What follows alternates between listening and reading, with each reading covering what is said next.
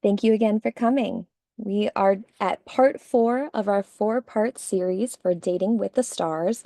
This is a series that I designed to help you navigate your relationships better using a cosmic lens, giving you objectivity between your dynamics, and hopefully help you deepen the relationship to yourself as well along the way. We have reached our final Friday. A little bittersweet. We went through moon care, and Venus values. We went through the seventh house of marriage. We'll touch base on all of those things today as well as a review because they do provide essential building blocks to synastry and composite charts, which is where you're going to put all of that knowledge that we've gained from the past three parts of this series and mesh it all together to get synastry and composite, which again is a extremely practical tool and beautiful way to use astrology. For those of you who are unfamiliar with me, my name is Kelsey. I am a cosmic coach, and if you enjoy my coaching style, I would love to get in touch with you and go over your own personal chart and strengths and weaknesses and strategize with you on how to conquer and create success and stability in your life. If you were here on my week 2 for Venus values, then you know that I have a Virgo Venus, which is all about help. My love language is helping and giving um, self critique or helpful critiques for you to work with. And it's all about self-improvement with me. So I hope that you're getting that energy off of me already and that you've been able to utilize the information so far in a very practical and grounded way. Getting with me on a one-on-one session will get way deeper than I'm able to in just a free reading here or there at the end of class. So definitely check out my service menu, which is on Zodiac Juice Astrology in my bio on Instagram, as well as zodiacjuiceastrology.com. And check out my free monthly podcast that releases every first of the month. Tomorrow, there will be a brand new episode. You can find that on, I think, most podcast platforms, definitely Spotify and Apple, so the big ones, but on YouTube as well, so that you can get the monthly medicine. I'll pull a tarot card or tarot reading at the end for us to reflect on as the month unfolds, and I'll go over the astrology and what you can expect for the month ahead. So definitely check that out. I would appreciate any feedback, uh, a like, a share, anything small is a wonderful way to support a small business owner like me. Word of mouth and sharing are so extremely valuable. If you can't get a reading at this moment, sharing about it is also a way to support. So I appreciate that in advance. And I did not include this page in the past couple slides, but I want to just really reiterate some disclaimers about this course.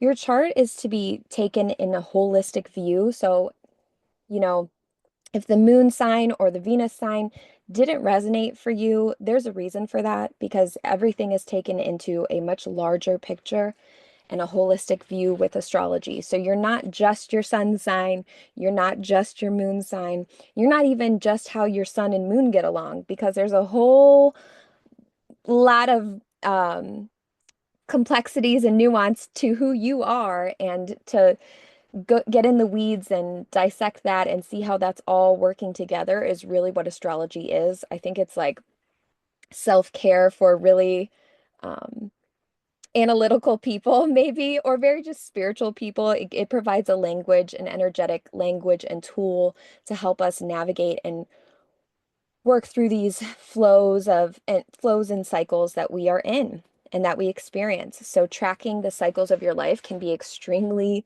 valuable when it comes to improving your life and improving your well-being. So I encourage you to keep a journal during the upcoming eclipses. I'm telling you, it is such a life hack you will enjoy, but again, trust your intuition, not your anxiety. Astrology is a tool. It is meant to self-empower, not self-scare. If something about astrology is scaring you, then that is not the astrology for you.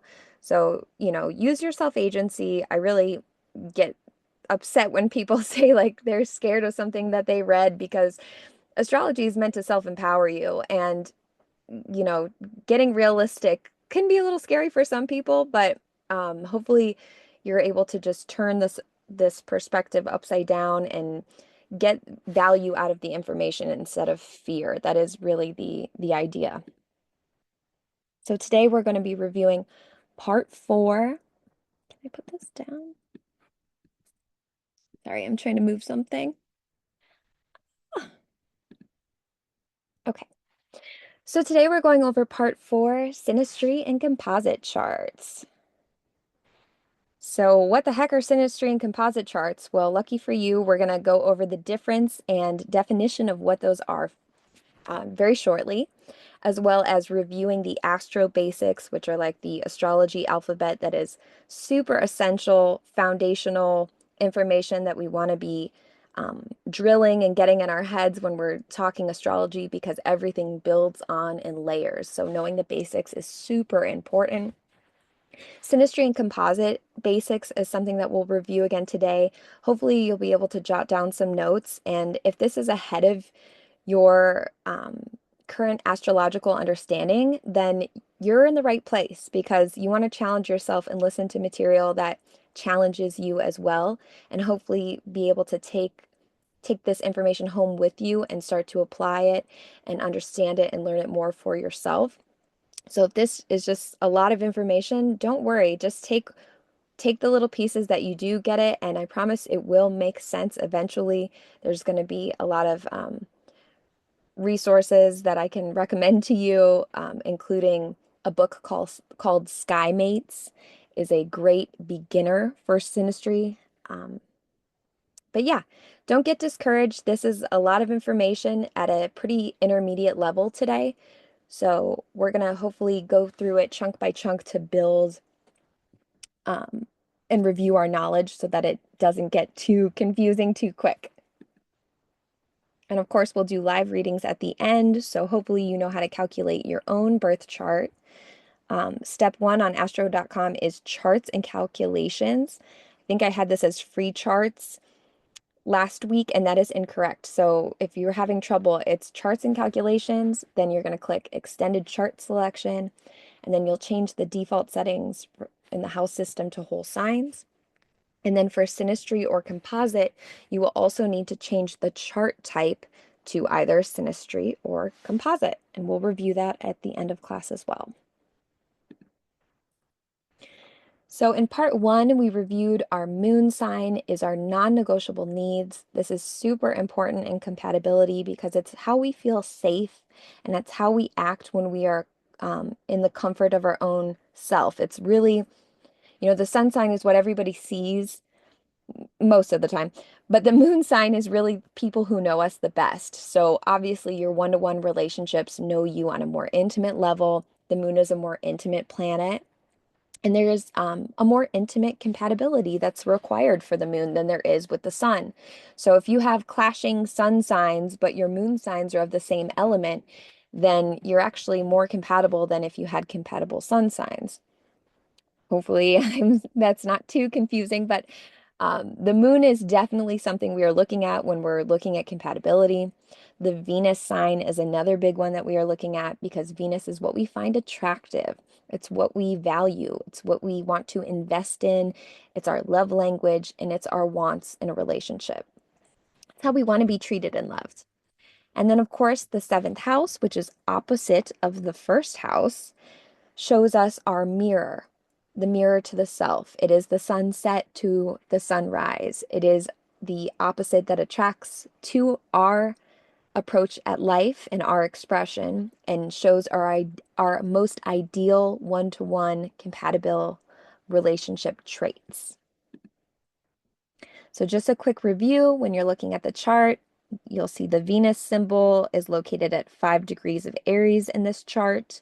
This is showing this person has a Venus in Aries, that's their wants. And then if this was a birth chart, this person would have the moon in Leo at 24 degrees of Leo.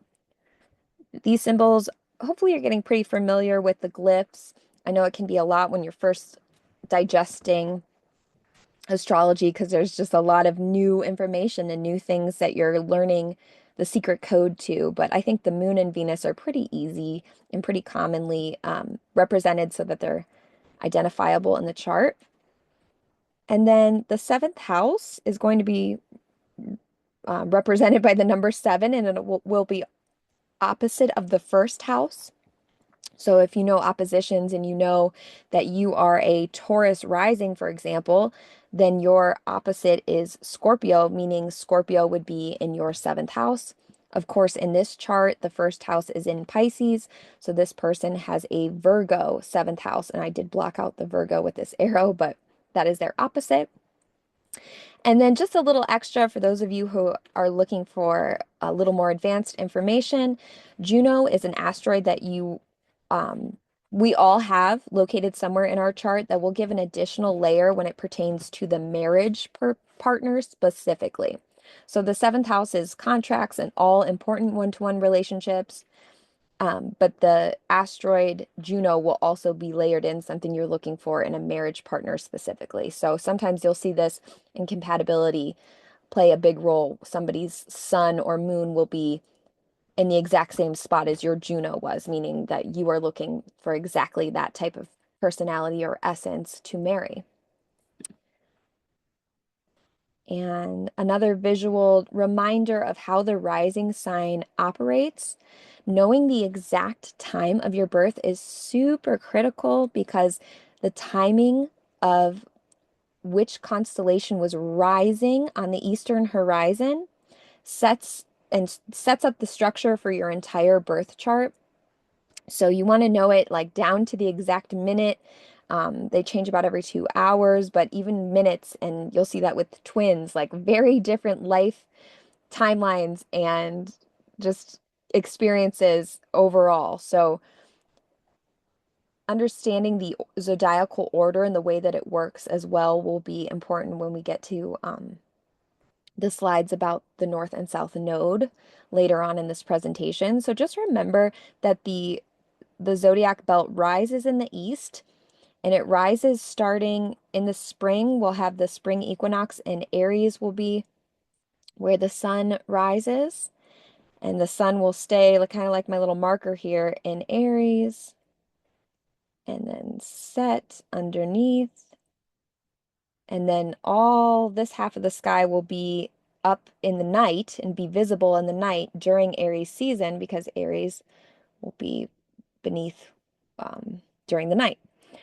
So yeah, the first house is always opposite of the seventh house. So now let's get into the juicy part. We're talking synastry versus composite. So what is a synastry chart? A synastry chart shows us our one-to-one personal dynamics. And I like to say it's how we illuminate each other in the chart. And I'm going to show visual examples of that to make that a little more clearer. But basically, it's taking your chart and another person's chart and layering the two charts on top of each other and seeing how they line up. So I put these little puzzle pieces down here because in my mind, it kind of reminds me of like you're making this puzzle and seeing what pieces fit together really smoothly and what pieces are, there's going to be struggle or friction or things to overcome. Now, we like struggle and tension in relationships and in life because this is what motivates us to work through things and get shit done. And also, like, hello, a little like physical tension is never bad in a relationship either. So, depending on the planet, tension can be a really good thing. So, just know there's never just a simple answer in astrology. It's all very layered. So the synastry reveals a lot of information between the inner dynamics between you and another person versus the composite chart is when